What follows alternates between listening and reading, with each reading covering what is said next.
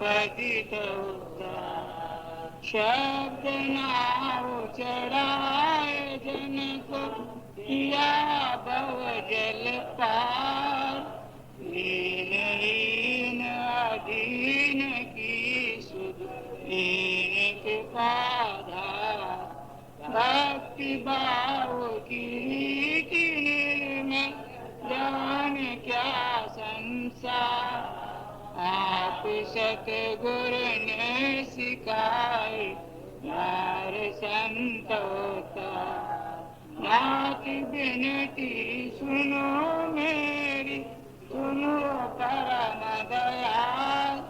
जो न पकड़ो भाव को तुम दूर काली धार। सर्व समरथ साई दुख विपत में टलना। राधा स्वामी कृपा सागर तुम मेरे रखो।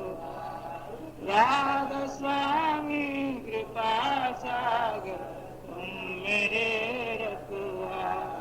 साध मंगल साध आए जगत गुरु दाता। भक्त काज समाधि साधि धन्य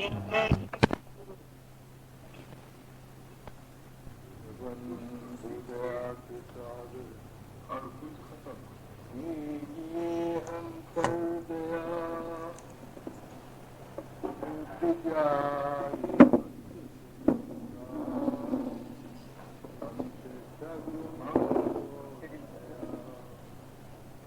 शुद्ध तन मन हो हमारा मन को शुद्ध चाहिए भला। आपका मन अगर आप अपने मंगरम से मन से बचे हम तुम्हारे दास हो। सात भक्ति पद कमल की पास गुरु गुरु विष्णु गुरुदेव महेश्वरा। गुरु साक्षात् परब्रह्म तस्मै श्री गुरुवे नमः। पूजामूलं गुरुपदं मंत्रमूलं गुरुवाक्यं ज्ञानमूलं गुरुकृपा। ज्ञानमूलं गुरुमूर्ति मोक्षमूलं गुरुकृपा। दादा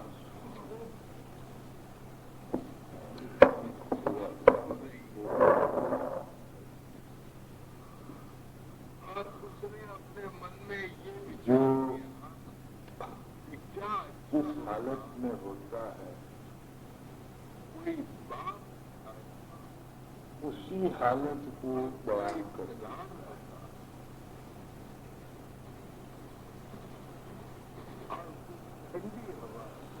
जो भिन्न कड़ाके की धूप पता नहीं दादा दयाल जी महाराज का क्या भाव था। एक बात होता कहाँ दादा दयाल और कहाँ और कुछ फर्क नहीं होता। कहाँ दादा दयाल और कहाँ उसका मन दादा दयाल ने दया की नामदान दिया रास्ता बताया। 23 साल की उम्र से चल रहा हूँ। यकीन नहीं आता कि मंजिल पार गया। उसे फलदार बरस लेकिन फल लगे आशा है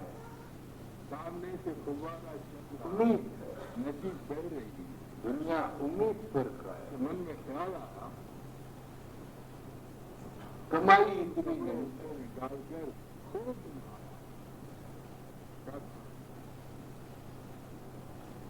फिर भी दादा दयाल जी महाराज के चरणों में आखिरी उम्र में मेरे बड़े धन भाग हैं, नारियल के दरख्त लगे हुए थे कि मैं उन्हीं की थोड़ा पानी पिया, उन्हीं के ध्यान में अपनी जिंदगी बसर कर रहा हूँ।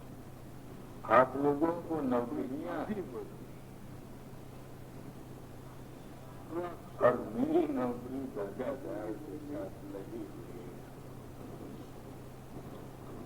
इसलिए मेरा हो गया, मेरा ये भाव है, मेरा हो गया। उसके दिल में ये ख्याल आ गया कि शब्द में जो मंजिलें जाता गया, अगर शेर आया तो मेरा क्या, शायद कोई सत्संगी अपने एक जन्म में पार कर, ये है मन। तुम अपने दादा दयाल तो कहते थे तो भाई 6 महीने का तुम जो सिंगल उठाओगे, मैं सिंगल मैं जो अधिकारी है, सिर्फ ये है कि जो अधिकारी है उसके लिए 6 महीने का कोर्स है। इसमें दादा दयाल जी महाराज के गुरु राय शालिग्राम महाराज ने कहा है प्रेम पत्र में कि ये कोर्स खत्म करने के लिए कई जन्म चाहिए। ये कोर्स ऐसा करोगे, लेकिन हौसला मेरे दादा दयाल जी ने, हम कहते हैं बच्चे को माने तू बड़ा प्राइम मिनिस्टर बन जाएगा, हौसला तुम्हारी दादा दयाल जी ने हौसला दिया, उम्मीद नहीं दिया। 6 महीने का कोर्स है, तुम्हारे मन में जो ख्याल आता है वो पूरा इंसान सच्चिदानंद स्वरूप है। इंसान सच्चिदानंद स्वरूप मिलता है ये, और हर वक्त 3 अवस्थाओं में रहता है। विचार शक्ति का सत कहते हैं शरीर को, चित्त कहते हैं मन को, नियम आनंद कहते हैं विचार दर्पण। तो इंसान तो मन हमारा, उसका मन और उसका विचार सारे शरीर को घेरा, जैसा जैसा सोचोगे मन और इंद्रियां वैसा वैसा करोगे, जैसा जैसा करोगे वैसा वैसा। ये मंजिलें हैं, विचार कर्म का मूल है। तो अब विचार गुरुमत क्या है? राजा महाराजा रहते थे, जितना हिस्सा ये मन का है के लिए और जितना हिस्सा शरीर का है। हमने कहानियां सुनी कि अब ये हिस्सा असल में क्रोध आना, किसी को सजा देनी है, ये मंजिलें किसी की। तो इस सारे शरीर में मन और विचार काम करता है। तो राजा को भवन में चले जाते, हमारा मन वहाँ इंद्रियों द्वारा छूटता है जो वातावरण और उसमें कई किस्म के विचार ऐसी स्थिति से गुस्सा है। शरीर में मन चंचल है, संगीत भवन, शरीर में मन चंचल है, उसमें जाने के बाद उस किस्म के मन के तबके में मन रजोगुणी चंचलता, यानी कुछ चंचल भी है और कुछ निश्चल मन में। देखो हमारे मन, हमको देवताओं का फोटो लगाते हैं, मन स्थिर, हम देवताओं की फोटो लगाते, क्यों लगाते? आत्मा देवताओं का पवित्र विचार हमारे मन में। तो दादा दयाल ने शरीर को छोड़ फोटो इसलिए ले ये स्थान शरीर में भी है। तो मैं तो देखता हूँ जैसे दुकानदार तो मूलाधार पान भी लगाता है और नीचे सिगरेट जला के धूप देते हैं। जो छोड़ दिया कि शरीर में क्या मकसद? मन को स्थिर करने के लिए जिसका मन स्थिर है, जिसका तन स्थिर है, उसका मन स्थिर है, वैसा इसका वातावरण तन स्थिर है। देखो, तो तुमको शांति मिलेगी। घर तो तुम्हारा अकेले का नहीं। अगर शरीर बलवान का आदमी तो उस किस्म से तो उसका मन भी बलवान, और जिसका मन बलवान है उसका आत्मा बलवान। कि भाई शरीर बल, मनोबल, आत्मा का। जब हर एक आदमी अपने अपने ख्याल में मस्त है तो इस शब्द में दादा दयाल जी ने शरीर को नहीं बोलेगा, मन खुद भी अपने ख्याल में मस्त रहा। मगर समझने के लिए जब तक के मन की शांति नहीं शरीर को हम न बताएंगे, मन को नहीं बताएंगे। क्यों नहीं होती? पता नहीं दादा दयाल का क्या भाव था। तो जो विचार घर वालों के दिलों में तूफान होता है, एक कमजोर आदमी में आता है, तूफान घर का बड़ा तूफान हो जाता है, वहाँ बम का विस्फोट कमजोर होता है। से कमजोर आदमी का जो विचार होता है ये वो एक बलवान आदमी के विचार के मुकाबले में बहुत घर वालों के कमजोर। दिल को पढ़ो, ये देखो उसको आदमी कमजोर। उसका इलाज करो। तो पहले अपने तन को स्थिर करो,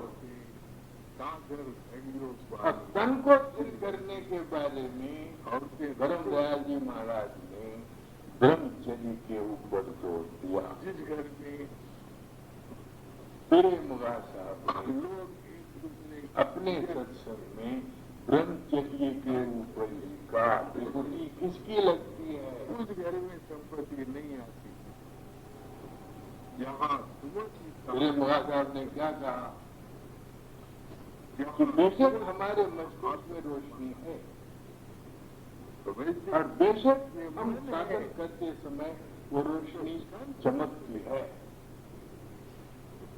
इस मन उसमें तेज आ जाता है, लेकिन इस रोशनी से हम अपनी रोटी नहीं पका सकते।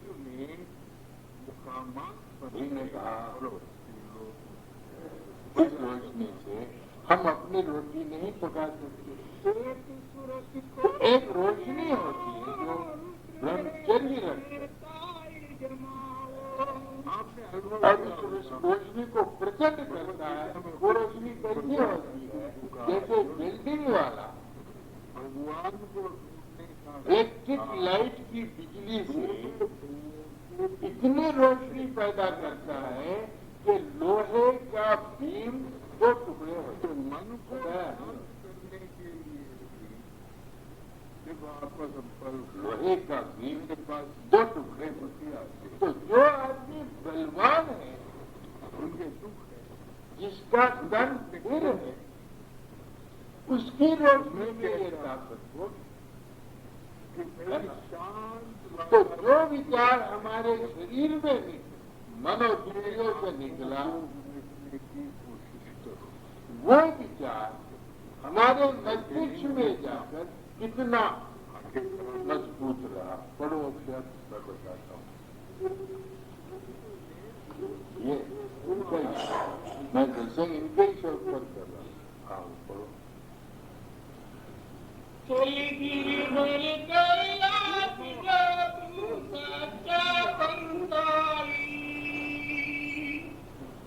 हर की पौड़ी हरिद्वार कमल घाटी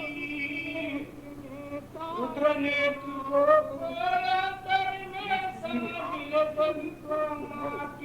क्या मतलब?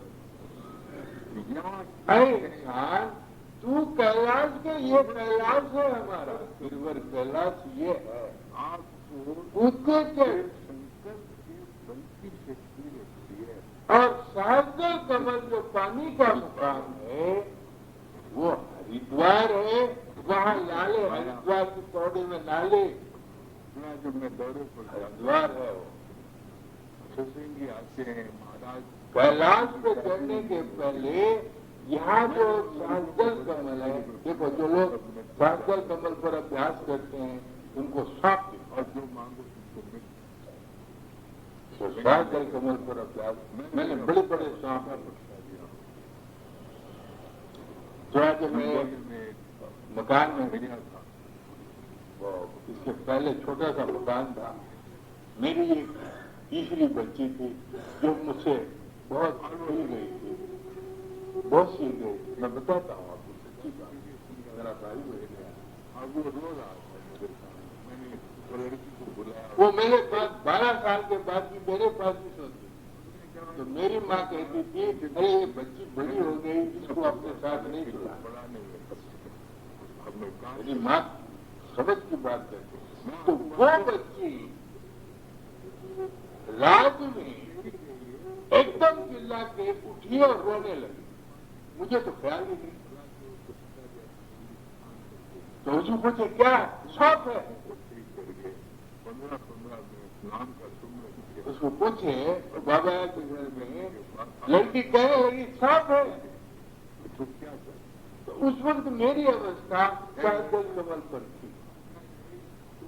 मैं समझ गया। मैंने कहा बच्ची को तो दूर रह, लेना नहीं देना, मैंने साथ नहीं सुना। मुझे मैं लड़की चाहिए, लड़की अच्छी मिल गई है। तो दादा दयाल कहते हैं अभ्यासी अपने घट में चले, पंथाई उसको कहते हैं जो घट के रास्ते पर चल रहे लेके चले, तो वह हरिद्वार है। तुम जो पैसे खर्च करके हरिद्वार को जाते हो, वो ब्रह्मांड का हरिद्वार है। तुम्हारा हरिद्वार तुम्हारे अंदर, तुम्हारे साजल कमल पर है। आत्मा स्थूल शरीर से निकलकर हरिद्वार की पौड़ी पर नहा लेती है। बस बोलो, हरि की पौड़ी हरिद्वार कर से कमल भली घाटी। रूमत साजल कमल। दूसरा रुद्र नेत्र को अंतर में समझ ले जग को माटी। आदि तेरी बन आई चल तू सच्चा पंथाई। अपनी तीसरी आंख को खोल। जो भ्रू मध्य में हमारी जो तीसरी आंख है, हरिद्वार की पौड़ी में नहाने से खुल जाएगी। यह है हरिद्वार। हाँ, जगमग ज्योत प्रकाश गग में ज्योतिर्लिंग अकारा। ज्योति ज्योति में ज्योति का दर्शन, ज्योति में ज्योति पसारा। साजल कमल में हजारों ज्योतियां, एक ज्योति नहीं। जैसे ये दिवाली होती है ना, हजार दिवालियों की संख्या, कोटिन अरब खरब ज्योति का दर्शन जो अभ्यास करता है, वो गुरुमत और साजल कमल में एक ज्योति और हजारों ज्योति का दर्शन करता है। गुरुमत में जो आदमी साधन करता है, उसकी संकल्प शक्ति बढ़ जाती है, विल पावर बढ़ जाती है। लेकिन उस विल पावर में उसको प्रयत्न करना पड़ता है। साजल कमल में जो वृत्ति अगर मन एकाग्र हो जाए तो उसको प्रयत्न नहीं करना पड़ता, उसकी इच्छाएं ऑटोमेटिकल पूरी हो जाएगी। मैंने देखा, अनुभव किया। एक हटका रास्ता है, तो इस रास्ते में वो चलता है। आज दुनिया है, मैं कहता हूँ हुकूमत को अब होश आई। राजीव गांधी ने एक मिनिस्ट्री और कायम की और उस मिनिस्ट्री का नाम रखा मानव विकास। भारत ने ख्याल किया, जिसके पी नरसिम्हा राव क्या है मानव विकास? लोगों को तुम आज रोचक और भयानक बातें, पुराण कथा वार्ता करके समझाओगे तो आज का आदमी मानने वाला नहीं है। मानेगा आज का आदमी मानेगा? वो कहेगा भुगत लेंगे महाराज नरक में, अब तो देखा जाएगा, अब तो रोक देंगे, हम नरक में जब जाएंगे भुगत लेंगे। सच्चे माने में दाता दयाल जी ने जो सुरक्षित योग का मार्ग बताया, ये मानव जाति के उद्धार के लिए बताया। तुम रामराज नहीं ला सकते, ये लीडर लोग रामराज नहीं ला सकते। रामराज लाने वाले संत, जब संतों का राज होगा तब भारतवर्ष की हालत देखो। तो मतलब ये है कि जो विचार साधन करने से पहले था और जो विचार साधन करने के बाद आया, उसमें कुछ फर्क होगा या नहीं होगा? तुम उसको साधन बदला दे। और अगर रोज वो बाकायदा साधन करेगा और जैसी जैसी उसकी वृत्ति आगे जाएगी, वैसा वैसा उसके अंदर तब्दीली आएगी। कबीर साहब कहते हैं, पहले ये मन काग था, करता जीवन घाट, बाथे ये हंसा बना, मोती चुन चुन खा। जब साधन नहीं करता था तो उसके मन में गंदे विचार आते थे। मैं आपको क्या बताऊं, परम दयाल जी महाराज ने कहा, सत्संग में दादा दयाल सत्संग दे रहे थे, परम दयाल जी बैठे हुए थे और सत्संग में सुंदर सुंदर औरतें आई। और परम दयाल जी महाराज खुद कहते हैं, मेरा मन सुंदर औरतों की सुंदरता ही रोकने जाता। दादा दयाल ने कहा, फकीर मैं सत्संग दे रहा हूँ, गंदे विचार मत सोच। आपने सुना? गंदे विचार मत सोच। फिर थोड़ी देर सत्संग करने के बाद फिर दादा दयाल ने कहा, फकीर मेरी बात मानता है या नहीं मानता? और तीसरी बात थोड़ी सत्संग में कहा कि इस फकीर को ले जाओ और सब जूते मारो। आपने सुना होगा ये? तो परम दयाल जी महाराज ने रोते रोते हुए कहा, महाराज मेरे बस की बात नहीं है, मैं रोक नहीं सकता। मैं जो मेरे अंदर गंदे विचार आ रहे हैं, इसको रोक नहीं सकता।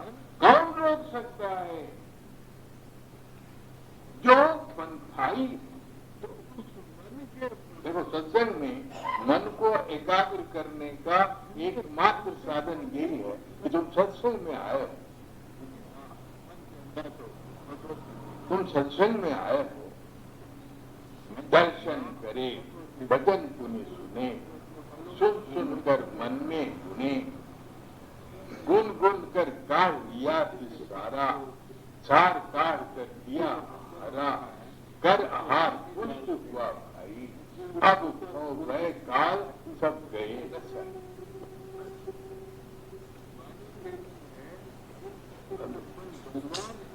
तो सत्संग में बैठकर सत्संग के वचनों पर ध्यान देने वाला और उसका मनन करते हुए उसको समझने वाला, अगर वो समझने की कोशिश करे तो कहते हैं, सुन सुनकर मन में गुने, समझने की कोशिश करे और समझकर उसके सार को निकालने वाला, तो कहते उसका मन पुख्ता हो गया, उसका विचार दृढ़। जो आदमी सत्संग कर सकता है वही साधन कर सकता। जो आदमी सत्संग नहीं कर सकता वो साधन नहीं कर सकता। तुम लाख कोशिश करो, तुम सत्संग में बैठो, घर के ख्याल सोचो, तुम सत्संग में बैठे हो, तर्क करते हो मन में, और एतराज करने की तरफ तुम्हारा मन जाता है। क्या तुम सत्संग करते हो? तो ऐसे सत्संग से तुम्हारा सभी आए सदगुरु आगे, दरस न पकड़ा बचन न लागे, कहो सत्संग से क्या फल पाया, वक्त भी खोया जन्म का फिर। अब देखो 12 बजे, अब मैं क्या आपको व्याख्या करूं? बोलो क्या व्याख्या करूं? बोले 12 हो गए। इस शब्द को ऐसे ही रखो। तो मैं आज एक दुकान पर आपको सत्संग करा रहा हूँ। श्यामू भैया मेरा भाई है, बात अच्छी कही है सत्संग में। मैं ध्यान करने बैठता हूँ, आप अपने घर की बातें गुल करते, मेरा भी खराब करते हो। तुम यहाँ ध्यान करने, जब मैं ध्यान करूं तुम भी आंखें बंद करो। हो सकता है कि मेरी जो हालत है वो तुम पर भी मुंतकिल हो जाए। कोई अच्छी बात कही। कभी कभी ऐसा मैं ध्यान करने का, अब चले घर के बातें यहाँ करने, घर के बातें करने के लिए ये जगह है। महसूस किया मेरे भाई ने, तो इसलिए आज पहला मूलाधार आपका भ्रूमध्य, इंद्रिय स्थान आपका सहस्त्र कमल, जठराग्नि आपकी त्रिपुटी, वृक्ष स्थल आपका शून्य और महाशून्य,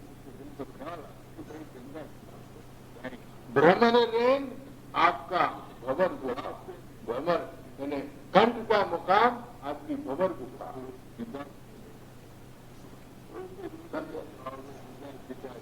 और आज्ञा चक्र आपका सत्य, ये स्थूल और सूक्ष्म।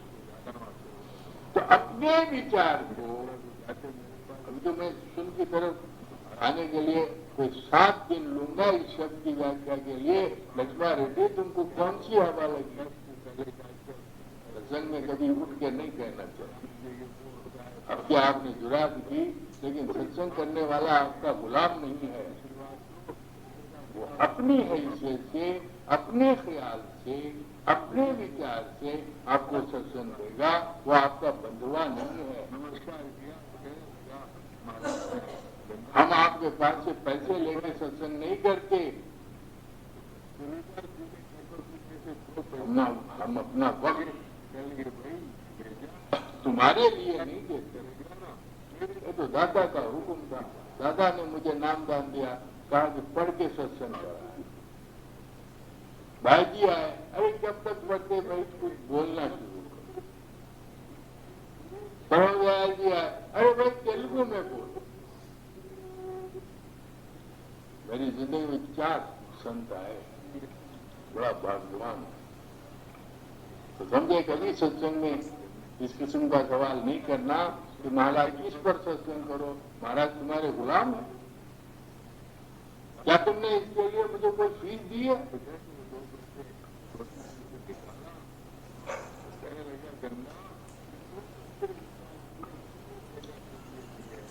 तो आज मैं आपको भ्रूमध्य के ऊपर छोड़ देता हूं, जहां संकल्प शक्ति है। उसकी संकल्प शक्ति में जोर होगा जिसका ब्रह्मचर्य अच्छा है। देखो तुम मंदिरों के पास जाके कितनी मनोकामनाएं मांगती हो, मुझे लड़का होना, मुझे पैसा होना, मुझे दुकान में बरकत होना, मुझे फला होना, क्योंकि तुम्हारा ब्रह्मचर्य ठीक नहीं है, तुम्हारी मनोकामनाएं पूर्ण नहीं हो। जिसकी मनोकामना ब्रह्मचर्य स्थिर है, उसकी मनोकामना पूर्ण, उसको मंदिर जाने की जरूरत नहीं, या तीर्थ यात्रा जाने की जरूरत नहीं। मैं आपको करम दयाल जी महाराज की मिसाल बताता हूँ। उन्होंने सत्संग में फरमाया कि मैं दौरा कर रहा था और मुझे पैसों की जरूरत थी, मुझे पैसों की जरूरत थी। सहजल कमल में बैठकर उन्होंने संकल्प किया। तो हैदराबाद का राजेश्वर राव उनको 2000 रुपए की मनी ऑर्डर भेज। अब बताओ, ये है संकल्प शक्ति। मैं इतना बड़ा जो मंदिर बनाया आप देख रहे हो, कोई सत्संगी मेरे सामने खड़े होकर ये तो कहे कि महाराज आपने पैसा मांगा है। मैंने नहीं मांगा, मैंने संकल्प किया। देखो, धाम को गया मैं, मेरे सदगुरु का, वहां की बर्बादी हालत मैंने देखी, वहां के असरात मेरे मस्तिष्क के ऊपर पड़े, और मैंने अपने संकल्प में ये किया कि क्या अच्छा होता धाम सुधर जाए।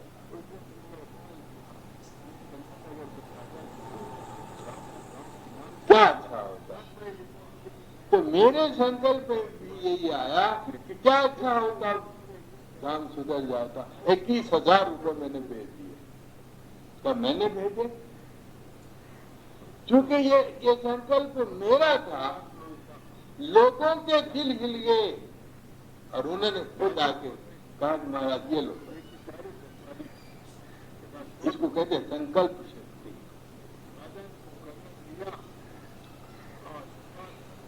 लोगों के दिल हिल गए। मैं आखिर में अपने 4 या 5 सत्संग होंगे इस शब्द के ऊपर। राजा राम तो नहीं रहेगा, राजा राम का सवाल नहीं है, न तुम रहो, तुम तो आज चले जाए। तो भूमध्य जो विचार हमारे मानसिक शरीर में उठता है, उससे जो विचार हमारे मस्तिष्क में सहजल कमल पर उठता है, वो बलवान होता है। और जो विचार सहजल कमल पर उठता है, त्रिकुटी पे जाए, वो और बलवान होता है शून्य में। इसके बाद शून्य में विचार ही नहीं रहता, कोई ख्याल ही नहीं। दादा डालने का निर्वाण किसको कहते हैं? फूकने, फूक कर जलाने को निर्वाण कहते हैं। क्या है पद निर्वाण, क्या है पद निर्वाण साधु, क्या है पद निर्वाण? समझ में ना है। क्या है पद निर्वाण, नहीं कुछ समझ। तो मुझे तुम्हें 12 बजे छोड़ना है। तो ये जनरल सेक्रेटरी है, मेरे पीछे पड़ जाता। महाराज बस नहीं मिलती लोगों मिला। मुझे थोड़ा निर्माण बोले वो क्या है, कोई ख्याल आना वो सूझे, यानी कोई विचार, ऐसी स्थिति आना जिसमें कोई विचार नहीं स्फुरना, उसका नाम है शून्य निर्वाण। अगर वहां धन का विचार करोगे तो धनवान के घर पैदा हो जाओगे या शुक्लक बन जाओगे, बलि। अगर वहां शोहरत का ख्याल करोगे तो किसी के राजा के घर जन्म होगा, मगर मरते सुन की अवस्था में, ये अवस्था मरते समय आती है। साधु और साधारण पुरुष में यह फर्क है कि साधारण पुरुष इन अवस्थाओं से नहीं गुजरता, साधु इन अवस्थाओं से मरते अगर उसने पार की हुई है तो गुजरता है। तो सुन में किसी विचार का न आना नहीं बात। पति निर्वाण नहीं कुछ समझ में आवे,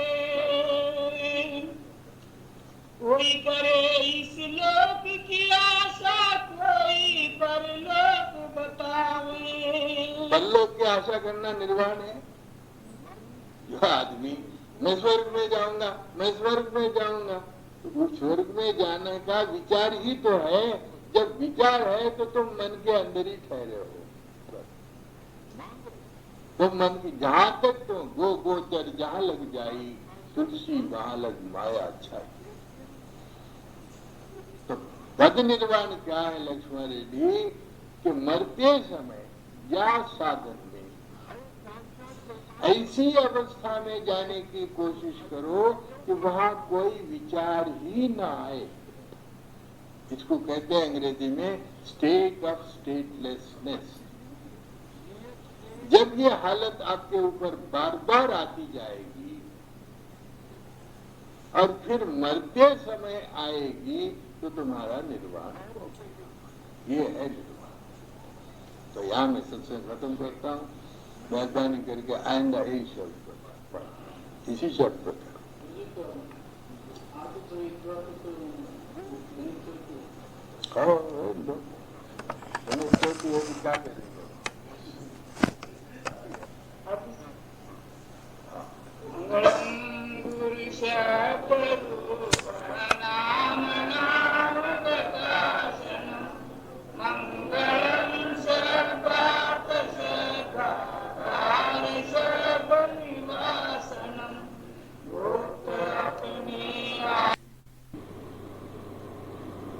तो वहां गन्ने की खेती थी। तो वो किसान से बोले कि भाई मुझे प्यास लगी है। वो किसान ने समझा कोई फौजी आदमी है ये। तो उस किसान ने क्या किया, एक नाखून से गन्ने के एक दरख्त को ऐसा चीरा तो द्रोणा भर रस आया, एकदम द्रोणा भर।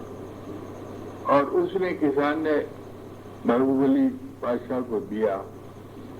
उन्होंने गट गट गट गट पिया, तृप्त हो गए, बहुत तृप्त हो गए।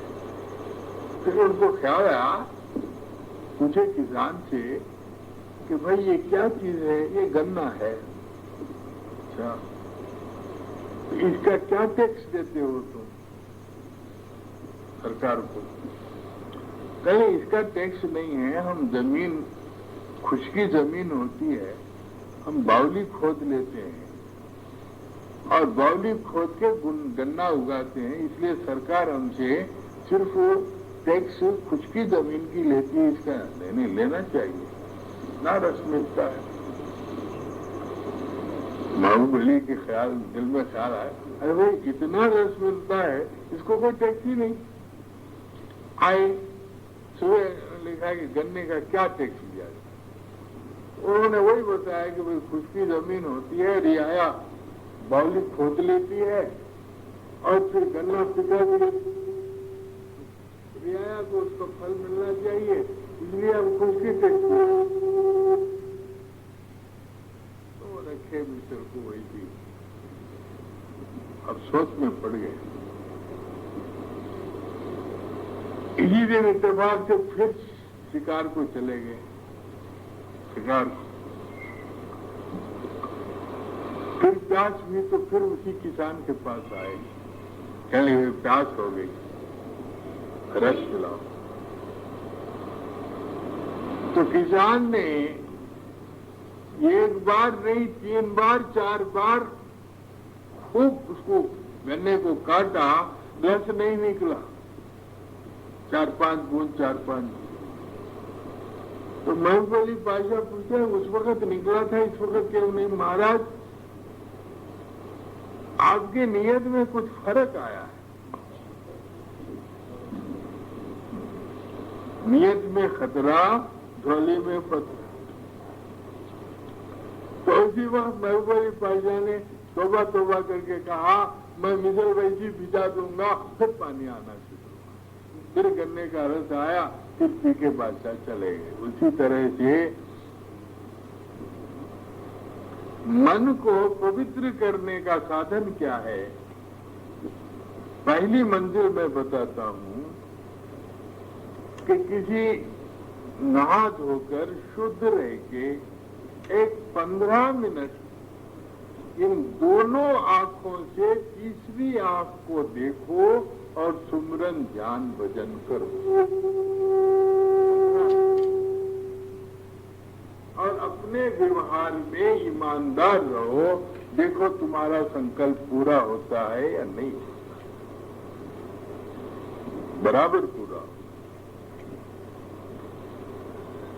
अब मैं जब खलासी गुड़े में हूँ, आपने मेरा मकान देखा है। इसके पहले एक मुसलमान के मकान में मैं किराए से रहता था। एक जानी मियां मुसलमान था, उसके घर में रहता था और इसी रास्ते से मैं दफ्तर को जाता था। इस मकान को मैं देखता था और कहता है क्या अच्छा होता है ये मकान मुझे मिल जाए। 6 महीने में मुझे मकान मिल गया। मैं आपको क्या कहूँ, तहसील में जब एहलकार था, मैं एलडीसी था और पेशकार क्योंकि मेरे ऊपर हुकूमत करता था, मेरे दिल में आता था काश मैं पेशकार होता। पेशकार हो गया। पेशकार होने के बाद तहसीलदारों की हुकूमत होती तो तहसीलदार हो गया। तहसीलदार होने के बाद मेरे दिल में ख्याल आया इसकी सरबराही करो, उसकी सरबराही करो, वो मिनिस्टर आया, ये मिनिस्टर आया। तो मैंने कहा मैं काश ऐसी जगह होता जहाँ मेरी लोग सरबराही करते तो मिनिस्टर का पीए हो गया। देखो ये मन के तजुर्बे, अनुभव है।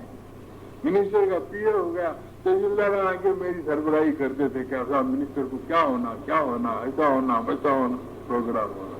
हुआ या नहीं हुआ?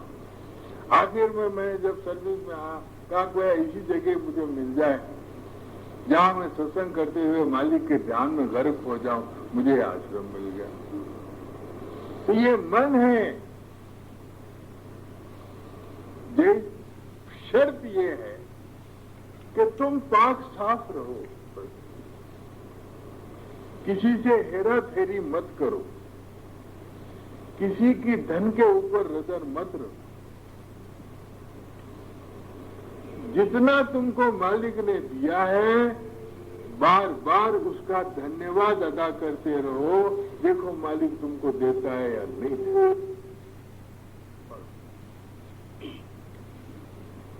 उलट सूरत को दिल में ला, रुद्र नेत्र में ताई जमा। पहला स्थान है संत मत का, पहला स्थान। बाकी के और स्थान हैं वो अधिकारियों के लिए है, पहला स्थान सबके लिए। इस स्थान से तुम्हारी जिंदगी, इस साधन से क्या मिला मुझे? मेरी जिंदगी बन गई, मुझे खुशी होती है। आज मैं कभी एकांत में अपने आप को याद करता हूँ, दाता दयाल को धन्यवाद करता हूँ, बार बार नमस्कार करता हूँ। दाता तुमने बड़ी अच्छी जिंदगी दी।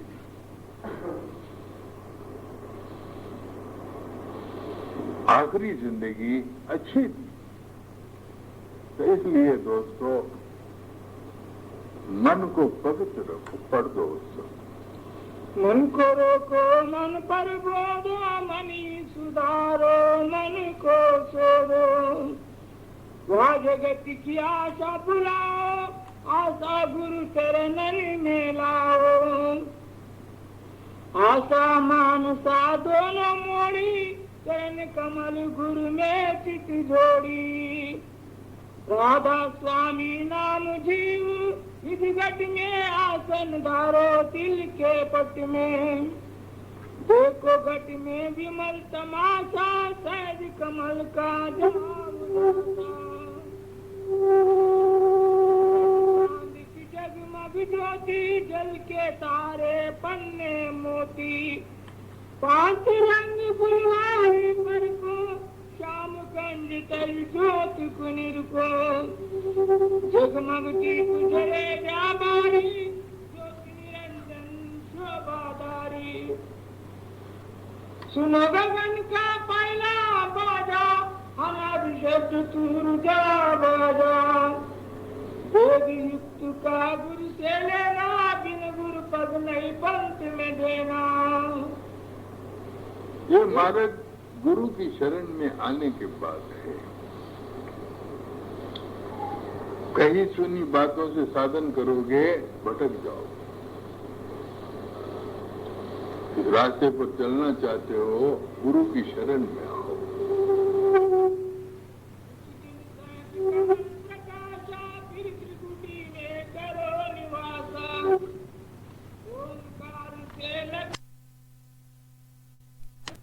मोक्षमूलम गुरु कृपा साधा।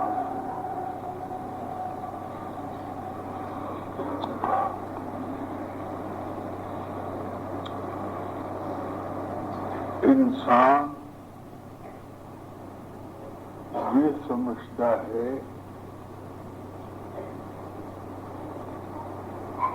कि वो इस दुनिया में हमेशा रहेगा,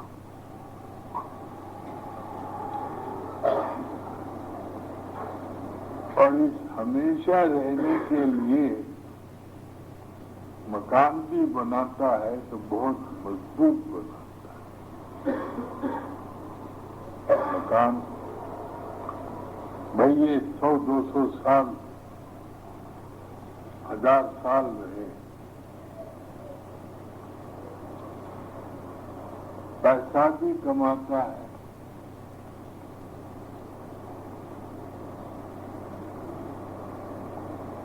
अपनी जरूरत से ज्यादा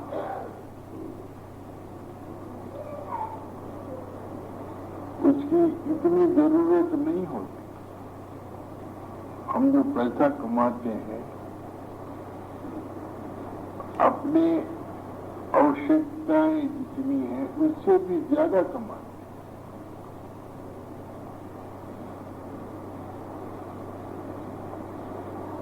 हैं। और फिर कमाने की हमको लालच लगे रहे, बस नहीं होता।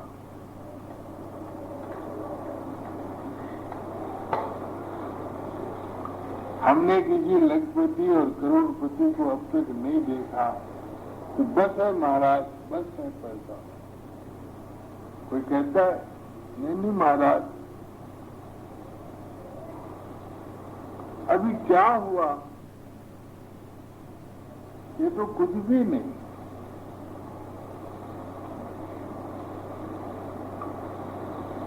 हाय हाय, नौकरी भी करता है, दलाली भी करता है। आजकल के जमाने में जो परोपकार के काम थे वो पैसे कमाने के काम हो गए। एक बेचारे सज्जन थे, उनको मकान की जरूरत थी। एक सज्जन को पता था कि मकान वहां खाली है, मकान वहां खाली है।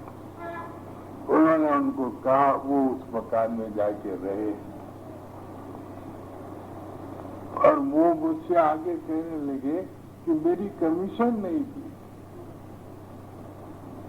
मैं बोला काय की कमीशन भाई?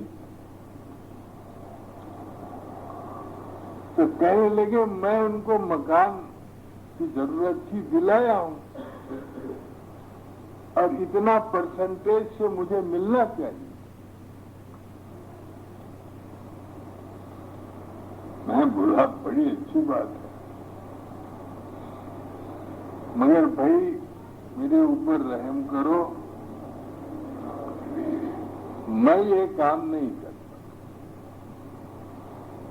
वो चाहते थे कि मैं इनकी कमीशन दिला दूं। देखो, परोपकार के जो काम है, हाय हाय। अब शादी ब्याह में तो एजेंट बने हुए हैं। शादी ब्याह कराने में परसेंटेज मुकर्रर हो गई है।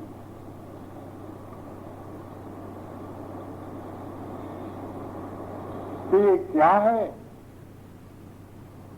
इंसान को ये भरोसा है कि मैं इतने साल रह के बराबर इतने साल रहूंगा, इतना पैसा कमाऊंगा। तो दादा दयाल क्या कहते हैं, बोलो? छोटी जीव की काल के हाथी, सौ बात की एक बात। इंसान, तेरी चोटी काल के हाथ में है, क्या पता। मैं गार्डन में सत्संग कराता था, गार्डन में सत्संग कराता था। एक सत्संगी था बेल्लम रामकृष्ण का। कुछ वक्त बहुत बारिश हुई और हम सब भीग गए। शंकरया भीग गया, रंगया भीग गया, मेरे साथ जितने थे सब भीग गए, मैं भी भीग गया, वो बेल्लम रामकृष्ण भी भीग गया। तो मैं सत्संग कराने के लिए नीचे बैठ रहा, तो बेल्लम रामकृष्ण ने अपने कमर से एक धोती निकाली जो नहीं भीगी, और मुझे बिठा। उस धोती के ऊपर महाराज किससे बैठो, वो कच्चा है।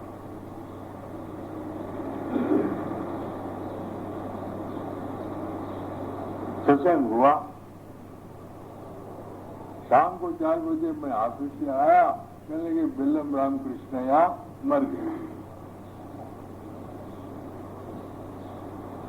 आप जानते हैं बेल्लम रामकृष्ण मर गया, और कोई इंजेक्शन देने गया था तो वो इंजेक्शन में ही मर गया। क्या बात है? मैं दिल में सोचा,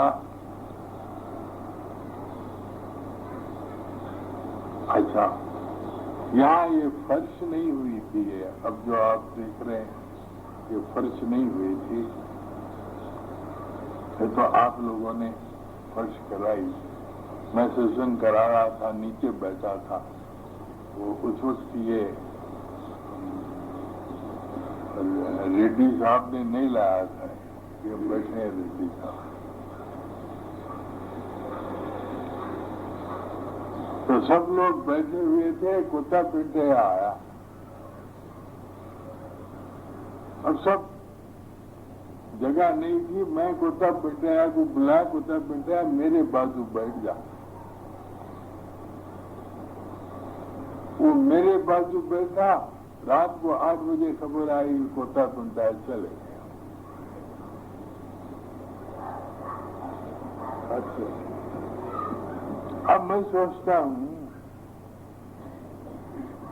छोटी जीव की काल के हाथ, 100 बात की एक ही बात। हमारी चोटी, एक यहाँ पर ज्योतिषी आता था महबूब नगर, और सबको ज्योतिष बोल के जाता था, सबको। और कहते हैं कि वो महबूब नगर के एक्सीडेंट में मर गया। अब सब कुछ ज्योतिष बोलने वाला, अपने ज्योतिष के वक्त कैसा फेल हो गया।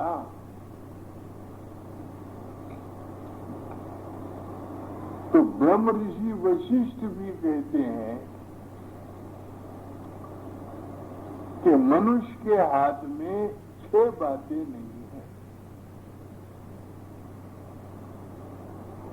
ब्रह्म ऋषि वशिष्ठ के पास दशरथ का शव था, तेल में पड़ा हुआ था। कश्मीर से भरत शत्रुघ्न आए, राम और लक्ष्मण चित्रकूट वनवास चले गए। दशरथ का क्रियाक्रम करने वाला कोई नहीं था, तो भरत आते ही ब्रह्म ऋषि वशिष्ठ को नमस्कार किया, बैठा, कहने लगा महाराज आप त्रिकाल ज्ञानी हैं, भूत भविष्य वर्तमान जानते हैं, मगर आपने गलती क्यों खाई? आपने मेरे पिता को क्यों बोला कि भरत को कश्मीर भेज दो? आपको पता था कि मेरे पिताजी मरने वाले हैं। आप त्रिकाल ज्ञानी, देखो धोखे में नहीं आना महात्माओं। भरत ने सच्चाई की, भरत ने सच्ची बात कही। सुनहु भरत बिलख कहे मुनि नाथ, हानि लाभ जस अब जस, जीवन मरण तुझी हाथ, बस कोई नहीं बचा सकता।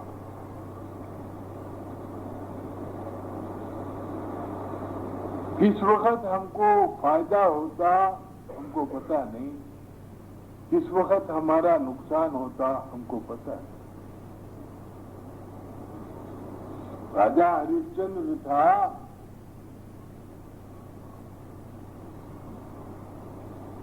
घड़ी में डोम बन गया, डोम के यहाँ नौकर हो गया।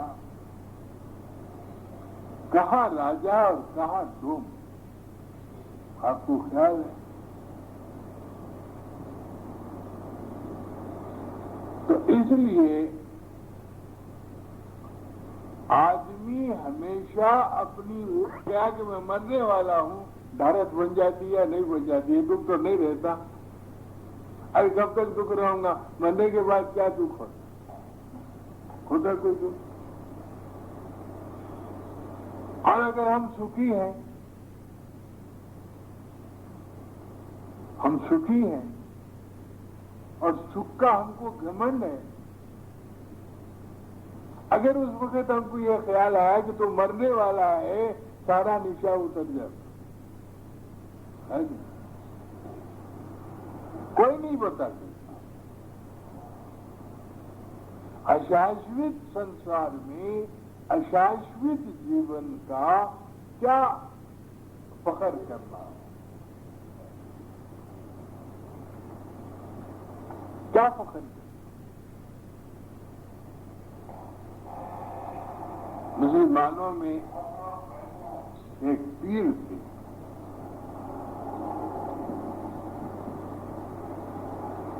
उनका एक चेला था।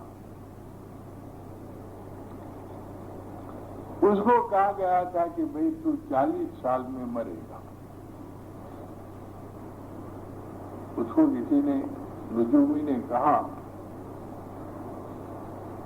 कि 40 साल में तू, जब तेरी उम्र 40 साल हो जाएगी तो मर जाएगी।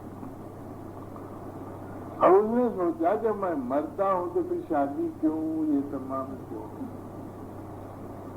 वही रहा हो। उसके जो पीर थे, मुर्शिद थे, कि भाई क्यों शादी नहीं करता, मैं जाने वाला हूं 40 साल। अरे वो कहते थे तू शादी कर। अरे जाने का जाएगा, मगर शादी तो कर भाई।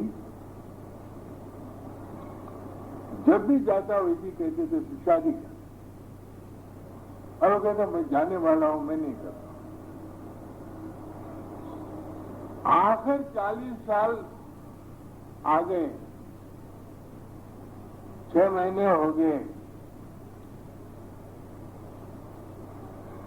आखिर वो मुर्शिद ने कहा कि क्या तू मेरी बात को नहीं माना? अब एक दिन रह गया। अब उसके दिल में आया मैं कैसा भी मरने वाला हूं, मरते मरते आपका हुक्म तो तामील करके जाऊंगा। एक दिन रह गया। देखो, आपके हुक्म को तामील नहीं करके मरूंगा तो मुझे ये दुख रहेगा कि मैंने मुर्शिद के हुक्म की तामील नहीं की। मैं तैयार। मुर्शिद चुके थे, उनके बहुत सारे चेहरे थे। किसी अमीर आदमी के लड़की ने कहा कि भाई तू अपनी लड़की दे दे। उसको मुर्शिद को यकीन था। उसने कहा मैं शादी कर देता हूं। 40वें साल में रात के 1 बजे उसकी मौत थी। सुबह शादी हो गई, धूमधाम से शादी हुई।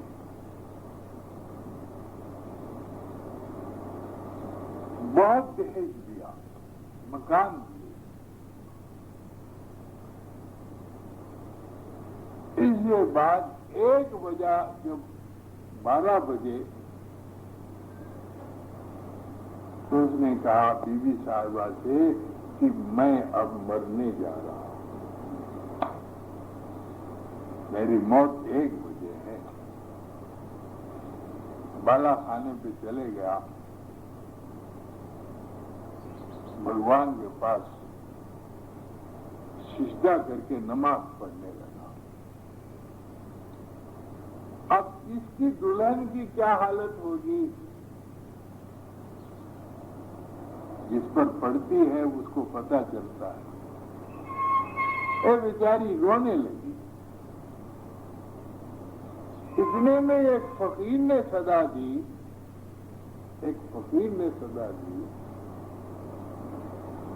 जो मुझको सब कुछ देगा मैं उसको सब कुछ दूंगा। फकीर ने ये सदा दी कि जो मुझको सर्वस्व देगा मैं उसको सब कुछ दूंगा। ये उसी फकीर को बुलाया, उसके चरणों में गिरी और कही महाराज मेरा पति तो मर रहा है, 1 बजे वो मरेगा, अभी 15 मिनट बाकी है। और आप जानते हैं जिस औरत का शौहर मर गया हो तो उसको ये सब सामान लेके करना क्या है? इसलिए मैं ये और मेरे शौहर के समेत आपको दे रहा हूं।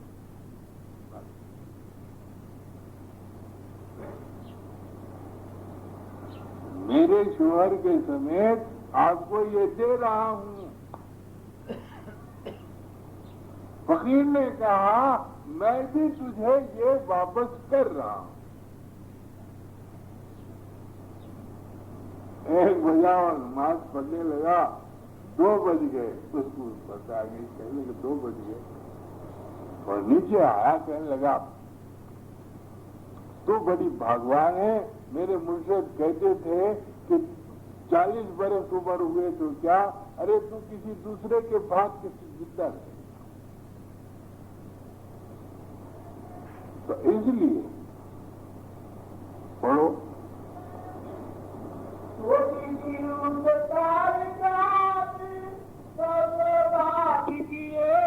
बात जो करना है तुझे,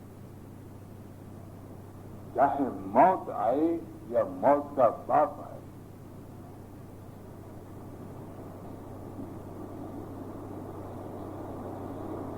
संत तुकाराम साहब कहता था,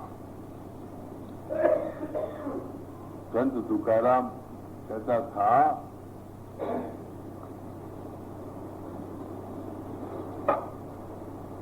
अभंग है, मुझे याद नहीं आता, कहता था जो करना है करो चाहे मौत भी आए। मरने का कोई डर नहीं, अव्वल मरना आखिर मरना, इस मरने से क्यों डरना।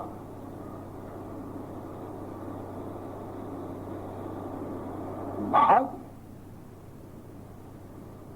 देखो ना, उसकी औरत ने उतना त्याग किया, उसका पति जिंदा रहेगा, उसकी उम्र बढ़ गई। दूसरी बात यह है कि हमेशा मरने के लिए तैयार रहना, डरना नहीं।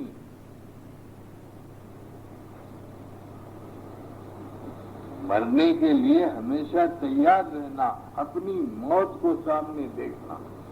इससे क्या होगा? तुम्हारा संसार के साथ जो मोह है वो कट जाएगा। कौन औरत, कौन भाई, कौन बेटी, जिस वक्त ये शरीर छूट जाता है, क्या ये लोग हमको,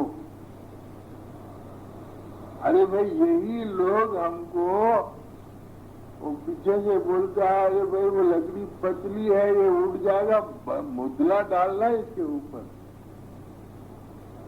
तू डालो उसमें। किसका रिश्ता और कौन?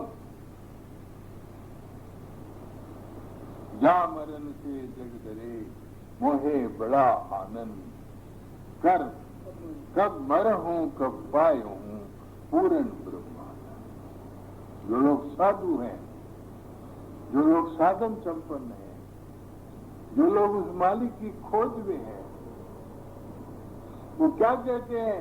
दुनिया जिस मौत से डरती है, मैं हमेशा उस मौत को मिट्टी मारने के लिए तैयार हूं, उसकी मुलाकात करूंगा, उसके आवभगत करूंगा। बेशक बाल बच्चों के साथ प्रेम करो, बेशक दुनिया की दौलत कमाओ, मैं ये नहीं कहता मैं मरने वाला हूं, अब क्या ही नहीं, कमाओ, लेकिन उससे बंद मत जाओ। हमको न कोई रहेगा, न कोई रहेगा, कहते हैं न कोई रहेगा, न कोई रहेगा, सिर्फ एक नामे निकोई रहेगा। कहते हैं कोई यहां नहीं रहता, रहेगा क्या? हमारी नेकी और बदी। हम जो नेकी करते हैं, बदी करते हैं, वो हमारे पीछे रहे। एक राजा था, दरबार लगा हुआ था, वैश्या नाच रही थी, गाना हो रहा था, राग रंग हो रहा था। एक लाश जा रही, मुर्दा जा रहा। उस वेश्या ने अपने दासी को कहा कि दासी, तू जरा बाहर जाके देख क्या कि जो आदमी मर गया है उसको देवता ले जा रहे हैं या राक्षस ले जा रहे हैं। वो दासी गई, 1-2 मिनट के बाद आई, कहने कि माई, देवता भी है, राक्षस भी है। अब राजा सोचने लगा, ये राज की वैश्या, इसको देवता, ये तो ये इसकी दासी, ये है तो इसकी दासी, इसको ये दिख जाता है कि कोई मुर्दा जाता है तो उसको देवता ले जाते हैं, राक्षस ले जाते हैं। अब उसको बड़ा खटपटाया हो, हर गाना वाना सब खत्म हो गया, उसको कहला भेजा, एकांत में मैं तुमसे बात करना चाहता हूँ। वैसे आई, एकांत में बैठे, कहने लगे, तूने जो, तू तो खैर तू थी, तेरी दासी को तूने कहा था कि जो मुर्दा जा रहा है वो मुर्दे को देवता उठा रहे हैं या राक्षस उठा रहे हैं? क्योंकि देवता दिख जाते हैं, राक्षस को भी देखना चाहिए।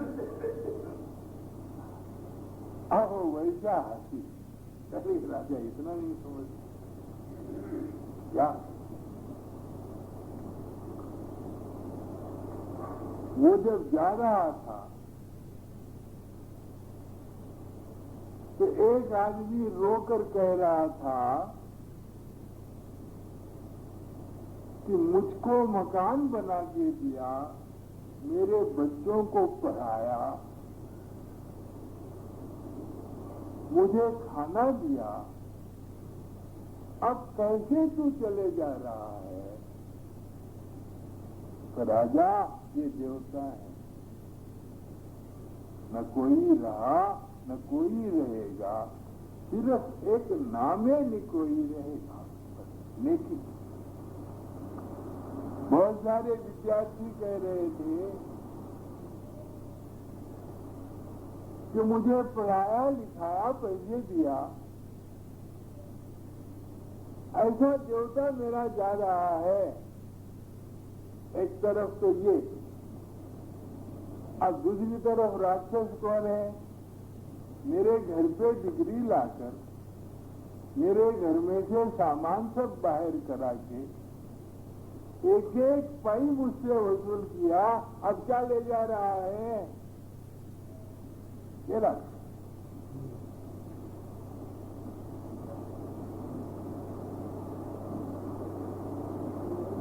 महाराज का एक भजन अभंग है, करा करा रे करा कसे, जानो नी या निज कर्तव्य, जानो नी या निज कर्तव्य, करा करा रे करा। मौत भी आ रही है, मौत मरने भी जा रहा है, तो मरते वक्त भी अगर कुछ नेक काम कर सकते हो मरने से पहले करो। भीष्म मर रहा था, भीष्म पितामह, भीष्म पितामह की बात है, मर रहा था। उत्तरायण में उसके जब प्राण जाने के समय आ गया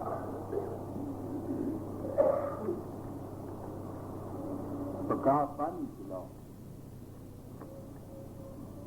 दुर्योधन तो पानी लाने गया, विष्णु पितामह हंसने लगा, ये पानी मैं पीता हूं। अर्जुन समझ गया, उसने बाण मारा तो सोने के कलश में गंगा का पानी आया। बाण सोने का कलश था, गंगा का पानी आया, पानी पिया और वो सोने का कलश किसी ब्राह्मण को दान देने जा रहा था, प्राण निकल गया।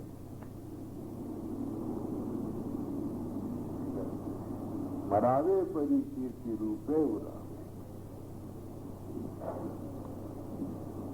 इसलिए क्या रहेगा, तुम्हारा दान धर्म रहेगा, क्या रहेगा, तुम किसी के ऊपर जो परोपकार करोगे वो तुमको याद करेगा। अब मैं याद करता हूं या नहीं याद करता हूं,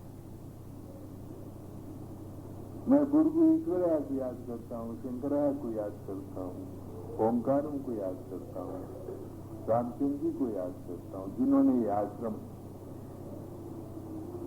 जिनकी वजह से तो लालचंद को याद करता हूं, जिसकी फोटो यहाँ है।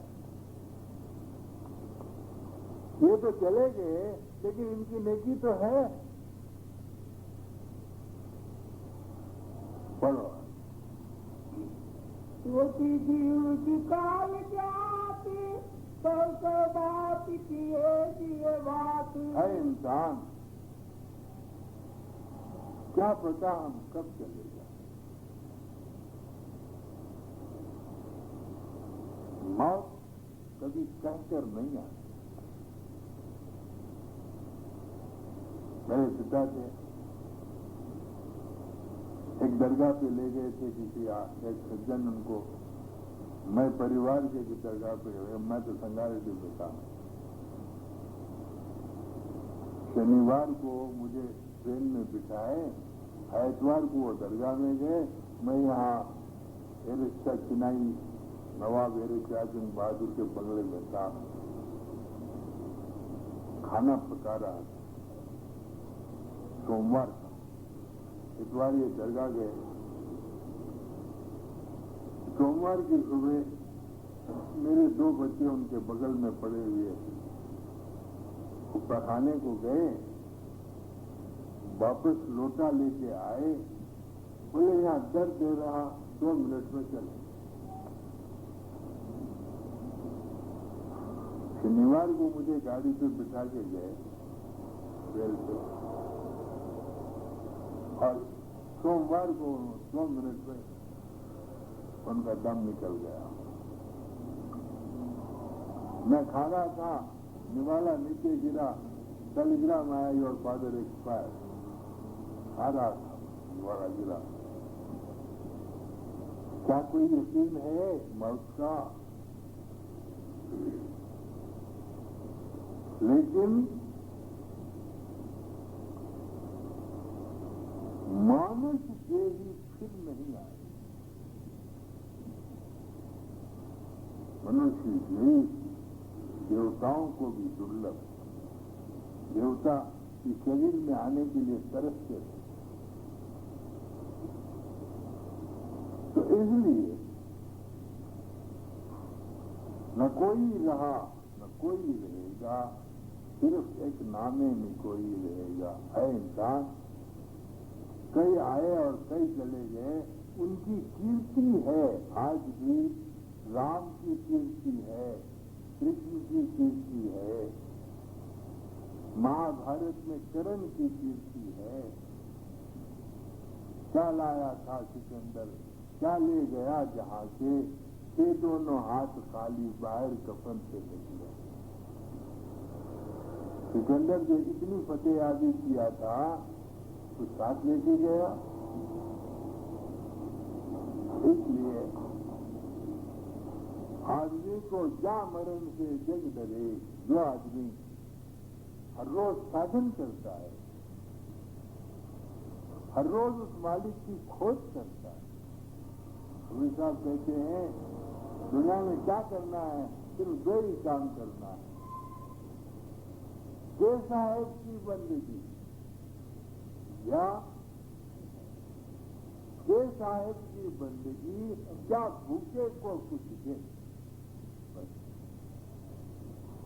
या तो बंदगी कर या परोपकार के काम। सांस में जाते कहते तुलसीदास कहते हैं, कहत हूँ कह जात हूँ, अब क्या बजाऊं ढोल। सांस सांस पर जाते हैं 3 लोग का मोल। वक्त कर जाता। इसलिए दोस्तों पढ़ो आगे। काल चलावे से का बानी, बन पर्वत ऊसर मैदान। काल क्या आपको मौत बंगले में आएगी ऐसा विश्वास है? आपने बहुत अच्छा बंगला बनाया है, शानदार बंगला बनाया है। क्या आपको ये दावा है कि आपकी मौत बंगले में आएगी? अरे क्या पता हम ओसर और मैदान में मर जाए। हम क्या गारंटी दे सकते हैं? हाँ, काल बलि तिरु पर कारा, लगे शिकारी जैसे पारा। जैसा हिफलत मच्छी की तलाश में है, वैसे मौत हमारी तलाश में है। ये मत समझो। हाँ, बिना के नहीं छोड़े प्राणी, कोई किस्सा करे अभिमान। क्या अभिमान करें, क्या करें? अभिमान किसका करें? दुनिया की सारी चीज यहीं रह जाएगी, हम अकेले जाएंगे। हाँ, मद अभिमान काम नहीं आवे, काल हाथ से कोई न बचावे। अभिमान क्या काम आता? कहते मुझे सर दिखाता है आदमी, अभिमान में आगे सर, मुझे सर दिखाता है। मैं कौन हूँ तो जानता नहीं। अरे कौन हूँ? मुर्दा हो जाएगा, तेरा हाथ भी नहीं उठेगा। क्या कैसे की? हाँ, कबीर के घर दिया काल गए करके ना जाने किसी मारती क्या घर क्या क्या परदेश। ऐसे समझो, क्या पता मैं किसी प्रसंग देते देते मर जाऊं। और अगर ऐसी मौत आई तो मैं उसका सिरहाता हूं। अरे मेरे मुर्दे को मेरे रिश्तेदारों के मुंह पे डाल दो, क्या करने का दादा डाल, ये यही कहते थे। तुमको मुर्दे से कोई वास्ता नहीं, मेरा मुर्दा मेरे रिश्तेदारों को डाल दो, बस हो गया। किस वक्त जाऊं क्या पता, ना जाने किस माल की क्या घर क्या पड़। मेरे पिता एक दरगाह में मर गए, अब मेरा क्या हाल होगा क्या पता है। परम दयाल जी महाराज इतना सत्संग करा देते, पिट्सबर्ग में मर गए जाके। तुमने क्या किया, थोड़ा सा गुणगानी किए ना, और क्या किया, तो कोई भरोसा नहीं। इसलिए जो काम करना है जल्दी कर दो, जल्दी करो। नेकी करना है जल्दी करो, कल के ऊपर मत डाल। रावण की लाश पड़ी थी, रावण युद्ध के मैदान में गिर गया तो राम कहते हैं लक्ष्मण को कि लक्ष्मण, रावण से उपदेश लेके आ। लक्ष्मण क्या नहीं, अब रावण मरने वाला है। तो लक्ष्मण गया, रावण के सिर के पास जाके बोला, राम ने मुझे भेजा है, मुझे कुछ उपदेश दो। तो रावण कहता है, देखो मेरे सर के ऊपर खड़े रह के कर्जदार के वैसे उपदेश मांगता है, मर रहा है। कर्जदार सिर के पास खड़े रहता ना, जा पैर के पास उपदेश लेना है तो। रस्सी जल गई मगर पैसा नहीं गया रावण का। जब लक्ष्मण पैर के पास गया तो रावण कहता है, आज का काम कल पर न छोड़, बस जो काम तुम्हें आज करना है कल का विश्वास मत करो, क्या जाने कल क्या हो। आज का काम आज दिन करना, कल की आस न करना। कल की आज करना, पल पल सांस का आना जाना, कली जन्म मरना। क्या पता ये जो सांस आती है फिर आएगी या नहीं कुछ पता है। हाँ, पल में उपजे पल में दिन से, पल माया व्यवहारा। पल का स्वार्थ पल पालारथ, काल का पल संहारा। आज का काम आज दिन करना, कल की आस न करना। आज का मैं काल करूंगा, भक्ति भाव सत्संगा। आज कल के बीच प्राणी, काल का बयास संगा। क्या जाने क्या पल में होगा, काल का छोड़ बाला। जो कोई आज करे गुरु संगत, वो ये पुरुष सियाना। कथा सुनो ये ज्ञाति बुद्धि न्यारी, बड़े बुद्धि चतुराई। नहीं भरोसा आजकल का, ये जग अगमा पाली। राम ने रावण को जग मारा, काल कन से दाता। रावण से की बचन सुन वो पंडित विख्याता। राम ने कहा, लक्ष्मण, रावण बड़ा पंडित है, उसके पास जाकर नीति के वचन सुनो। लक्ष्मण आए उसके सिराने, बोले अमृत बानी, रावण तू है परम सुजाना, योगी ज्ञानी ज्ञानी। बेटी क्या कुछ नीति सिखाया, किस बाऊ में आया, राम तेरे पास देगा, कर कुछ मुझ पर दया। लक्ष्मण ने कहा, रावण असाधेर जाए, मैं क्या वेद लगाऊं, काल शिकारी सिर पर गाजा, नीति राग जगाऊं। राम ने कहा, लक्ष्मण क्या देर में बताऊं, मेरे सर पर तो मौत घूम रही है।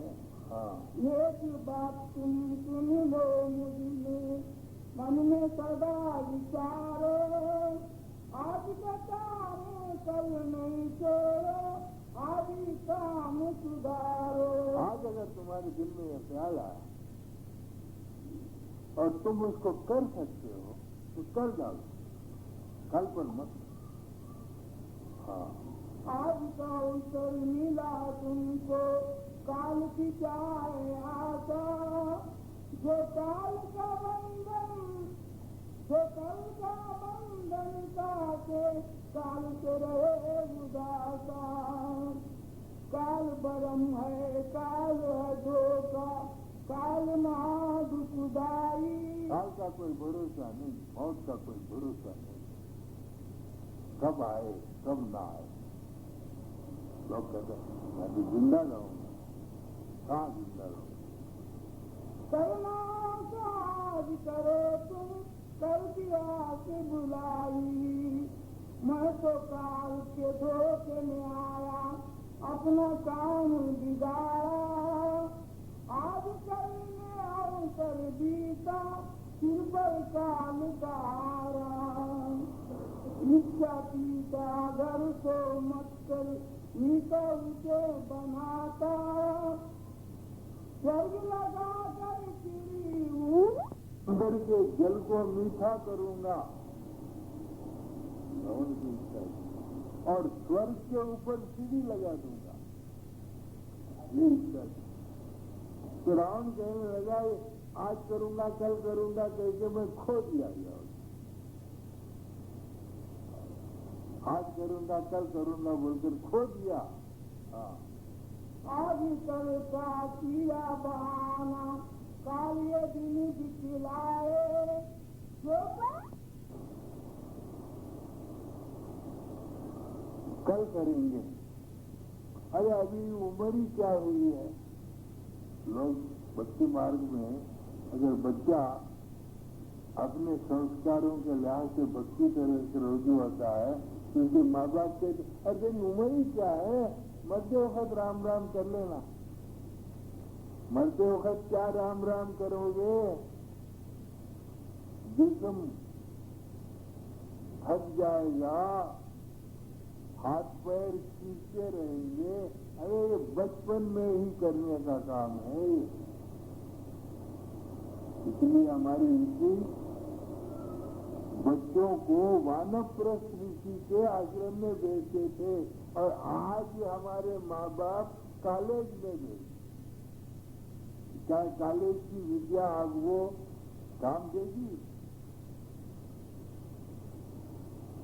हमारे ऋषि किसी वनप्रस्थ महापुरुष के आश्रम में बचपन में भेजते थे और परमार्थ की कमाई बचपन में की जाती थी।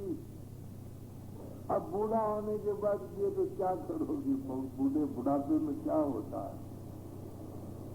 महाराज मेरा मन नहीं लगता, महाराज अरे बूढ़े हुए तो अब क्या मन लगता। जिस तरह जवानी की कमाई तुमको साथ देती है बुढ़ापे में, जिस तरह जवानी की औलाद तुमको बुढ़ापे में काम आती है, उसी तरह तुम्हारी परमार्थ की कमाई भी बुढ़ापे में काम आती है। ये तो कमाई बचपन से की जाती है। मैं तो 23 साल, मैं तो मुझे अफसोस करता हूँ 23 साल में आया फिर भी कुछ नहीं। अगर बालपन में ही ये शिक्षा मुझे दी जाती तो आज उसका कुछ का कुछ हो जाता। एनर्जी की जरूरत है। क्या राम नाम बगैर एनर्जी के किया जाता है? राम नाम क्या बगैर ताकत के आ जाएगा आपको? मन को निश्चल करने के लिए ताकत की जरूरत नहीं है। फिर भी परवाह नहीं, करते चलो बस। हाँ, ये सुनी नीति सुन लो मुझसे, इसे न मन से बुलाना, जो करना आज करो तुम, पाओ उत्तम ज्ञाना।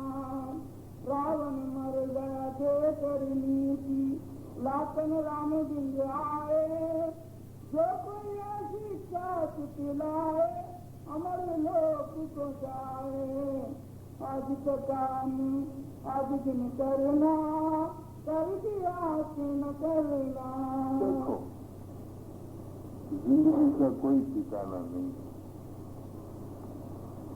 जिस धन दौलत के ऊपर तुम सुबह से शाम तक मर रहे हो, ये छूट जाने वाली चीज, ये तुम्हारे साथ आएगी।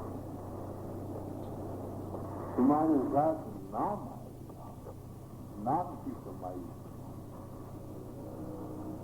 इसको मुख्य समझो। जैसे मैं सुबह उठता हूँ, मैं नहाता हूँ, मैं पैर धोता हूँ, मालिक के भजन बंदगी में बैठ जाता हूँ। फ्रेश।